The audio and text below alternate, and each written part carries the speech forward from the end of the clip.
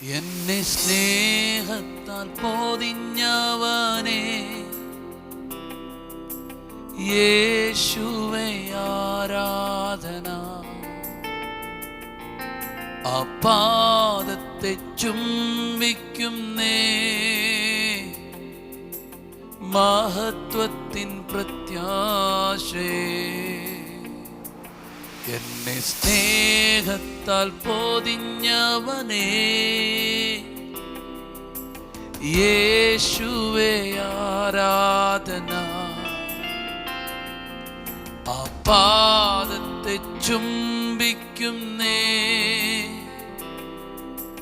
മഹത്വത്തിൻ പ്രത്യാശയേ. ഏറ്റം യോഗ്യനേ, നിത്യം രാജാവേ, എൻ്റെ പിതാവേ, യേശുവേ.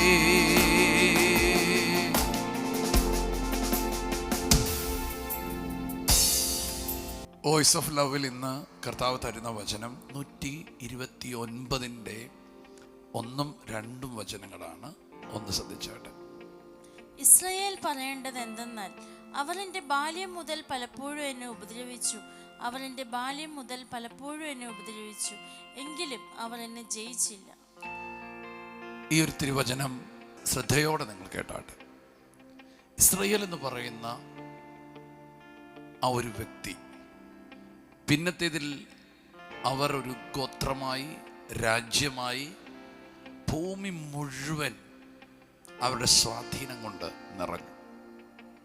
പക്ഷെ ഈ ഒരു വ്യക്തി അല്ലെങ്കിൽ ഈ ഒരു രാജ്യം തുടക്കം മുതൽ തുടർമാനം ഉപദ്രവങ്ങളിലൂടെ ഒന്ന് മാറുമ്പോൾ മറ്റൊന്ന്, അങ്ങനെ തുടർമാനം കടന്നുപോയ ഒരു സമൂഹമാണ്. പക്ഷേ അവർക്കൊരു സാക്ഷ്യമുണ്ട്, എങ്കിലും അവർ എന്നെ ജയിച്ചില്ല. ഇതിൽ നിന്ന് 2 കാര്യങ്ങൾ കർത്താവ് നിങ്ങളോട് പറയുന്നു. ഒന്ന്, നിങ്ങളെക്കുറിച്ചൊരു ദൈവപദ്ധതിയുണ്ടെങ്കിൽ തുടർമാനമായി നിങ്ങളെ തകർക്കുവാൻ പലവിധത്തിലുള്ള പ്രശ്നങ്ങൾ നിങ്ങൾ നേരിടും. നിങ്ങളുടെ ജീവിതത്തിനകത്ത് ചില സമയങ്ങളിൽ പ്രശ്നങ്ങൾ ഉണ്ടെങ്കിൽ ഓർത്തോണം, എന്തോ വലിയ ദൈവ പദ്ധതിയുടെ ഒരു ഭാഗമാണ് നിങ്ങൾ.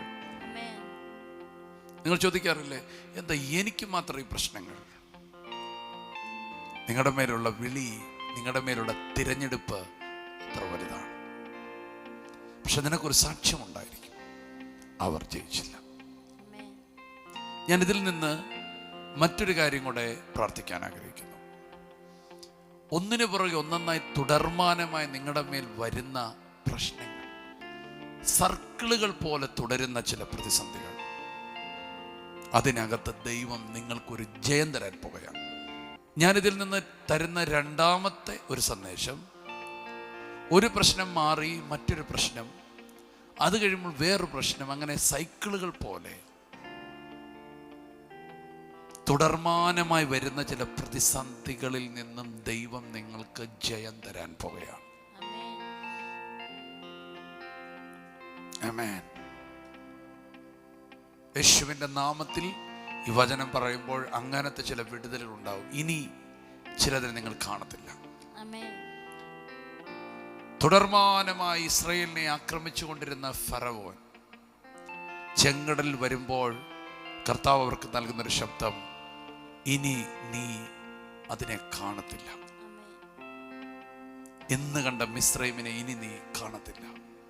അങ്ങനെ ചില വിഷയത്തെ ദൈവം സമ്പൂർണമായി നിങ്ങളുടെ ലൈഫിൽ നിന്ന് തുടച്ചു മാറ്റുമെന്ന് ഈ വചനത്തിൽ നിന്ന് ഞാൻ നിങ്ങളോട് സംസാരിക്കുന്നു.